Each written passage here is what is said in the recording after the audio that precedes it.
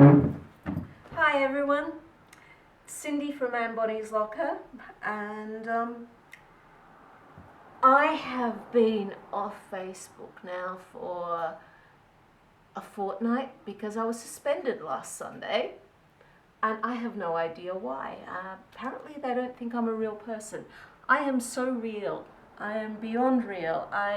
My name is Syndicate Vogelsang. I have a business name which is Syndicate Productions. I have a beautiful shop here in Hawthorn called Bonny's Locker, named after the infamous pirate. I deal in new parts for vintage sewing machines.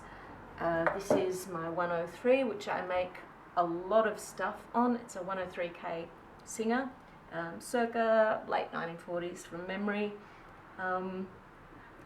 And I do most of my advertising on Facebook and Instagram, so being kicked off is, for a little tiny business, it makes life hard. I wish we weren't so dependent on these social media platforms, but we are. That's how we get customers. But yeah, I'm very real. I am 2 weeks away from turning 60, which blows my mind. And when I don't have customers here, I make stuff for myself. So this is a very long shirt that I'm making myself. It has design elements of a lot of South and Southeast Asian clothing, made from beautiful Indonesian batik. I think it's genuine Indonesian batik. One can never be absolutely positive. And I'm just doing the buttons. Now, this is a slow video because I'm into slow fashion. I always hand sew my buttons on. There is no time benefit to using a domestic sewing machine of any description to sew on buttons. It literally only takes takes less time, and buttons stay on better if you do it by hand. Now, easiest way is once you've got your thread fixed, because I'd already started on this one and gotten the thread fixed. I've also used some beeswax on the thread, because I've chosen to use cotton thread. It's a mercerized cotton. It's actually a pretty good quality one. It seems quite strong for cotton.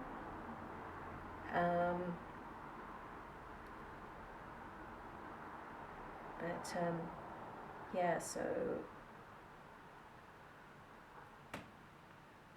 you only need to do about 3 or 4. Then you make a shank by wrapping the thread around a few times. Now you can do a few with a bit of a knot, and then sew back into the base area of where you've sewn the button on.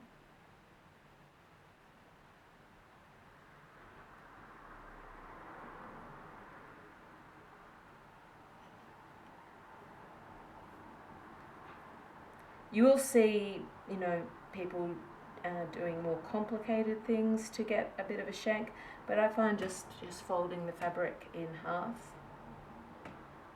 A lot of people use a pin, and that's certainly the way it's done if you use a zigzag sewing machine to stitch on your button.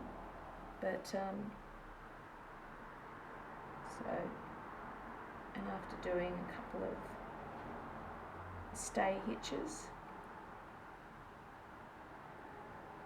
thread it back into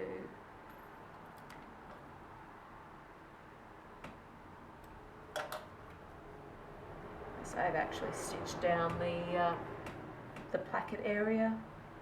It's not a proper placket, but I've just doubled over. Now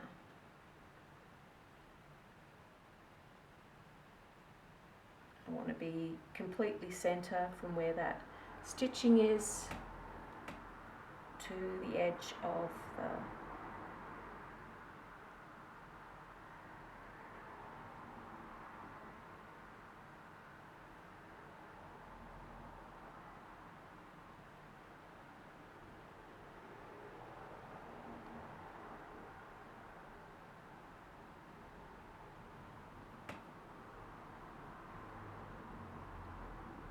centre.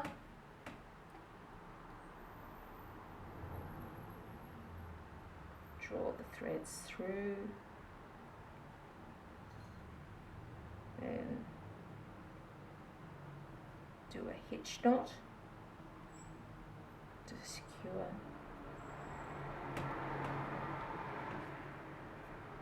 Now that should be pretty solid, but I go through a couple more times before I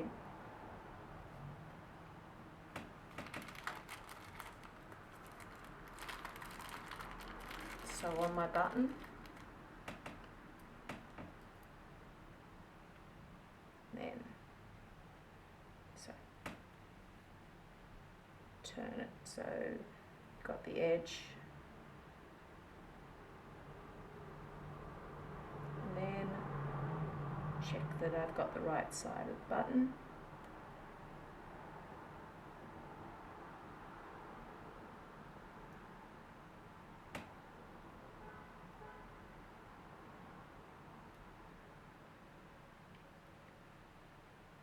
And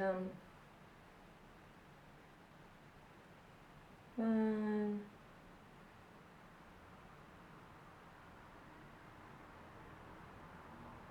2,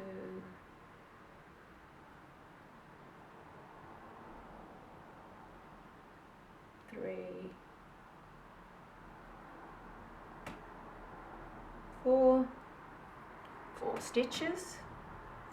Wrap around a couple of times.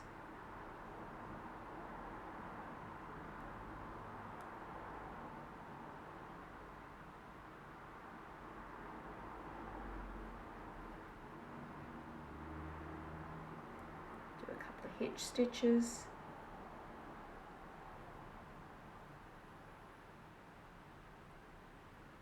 Stitch into the shank a couple of times. And then finally guide the thread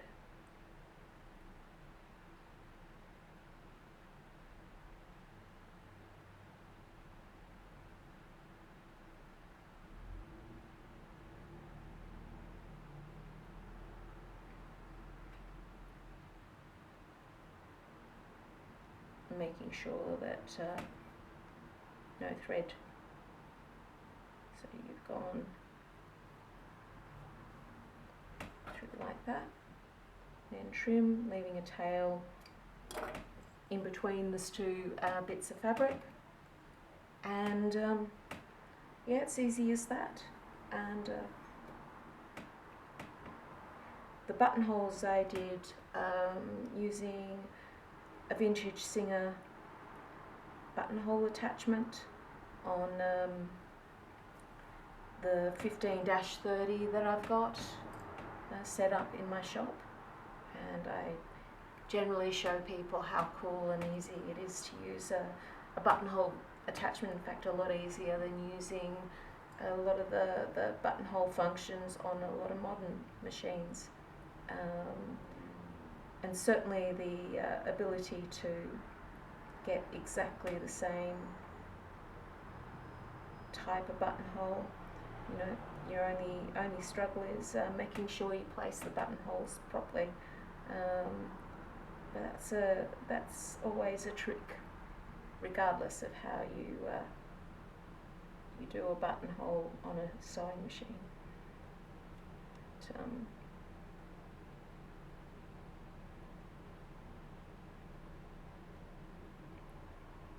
yeah, I hope you've enjoyed this little video of me sewing on buttons and complaining about how I've been deemed not a real person on Facebook.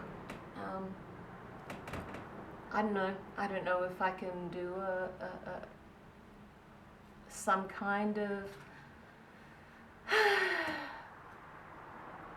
protest beyond what I've done, but if you can help me out, if you've got any ideas, I'd appreciate it, because I'm just a mere simple sole trader doing her eccentric business here in beautiful Hawthorn, beautiful Naarm, beautiful Melbourne, lovely Victoria, extraordinary Australia, and on this beautiful planet which doesn't have enough love at the moment. There's lots of scary stuff happening in the world, so I guess on that it's a first world problem that I can't plug myself on Facebook anymore. Maybe that was the problem. But have a beautiful day.